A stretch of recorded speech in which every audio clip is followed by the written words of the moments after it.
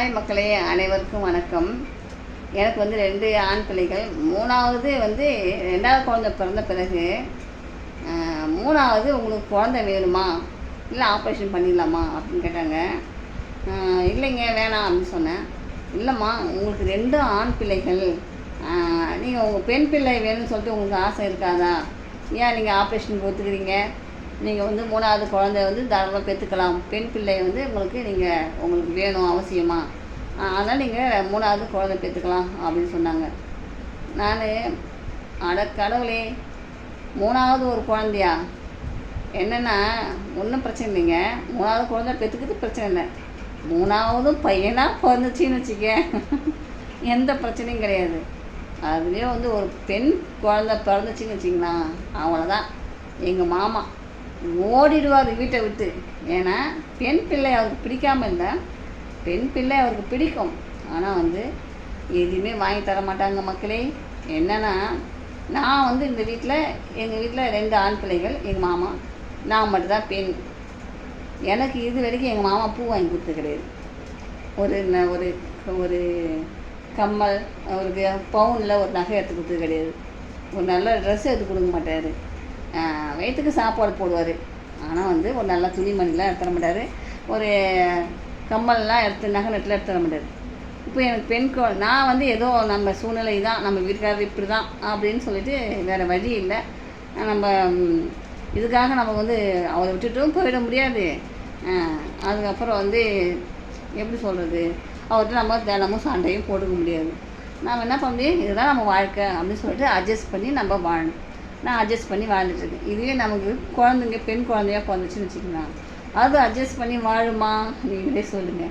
அது என்ன பண்ணும், மற்ற பிள்ளைகளை பார்த்து அந்த ட்ரெஸ்ஸு போட்டிருக்காங்க நல்லா இருக்குது, பூ வச்சுருக்காங்க நல்லா இருக்குது, நகை போட்டிருக்காங்க நல்லா இருக்குது, நம்ம வீட்டில் நம்மளுடைய நைனா அம்மா வாங்கி தர மாட்டுறாங்க, நம்ம நைனா நமக்கு வாங்கி தர மாட்டுறாங்க அப்படின்னு சொல்லி ரொம்ப ஃபீல் பண்ணும் இல்லையா?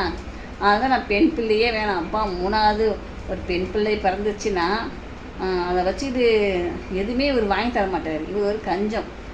அவரே வந்து மொதல் குழந்தை பிறந்தவுடனே 2வது குழந்தை வந்து அவர் பிறந்ததும் அவர் பார்த்துட்டாங்க. அப்போ ஆம்பளை பிள்ளைன்னு தெரிஞ்ச உடனே இவர் வந்து கோயிலுக்கு போயிட்டு வந்தார். மலையனூர் கோவிலுக்கு போயிட்டு வந்து லட்டு கொடுத்தாரு எல்லாருக்கும்.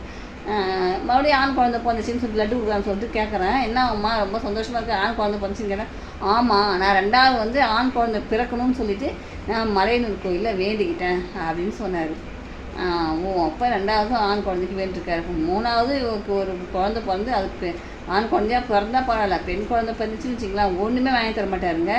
ஏன்னா அந்த மாதிரி ஆள் அவர். அப்போ பெண் குழந்தை பிறக்காத வரைக்கும் எனக்கு ரொம்ப சந்தோஷம். ஏன்னா வந்து இவர் எதுவும் வாங்கி தர மாட்டார். நம்ம குழந்தை வந்து கஷ்டத்துலே தான், கஷ்டத்துலே தான் இருக்கும். பூவோ பொட்டோ நகையோ நட்டும்.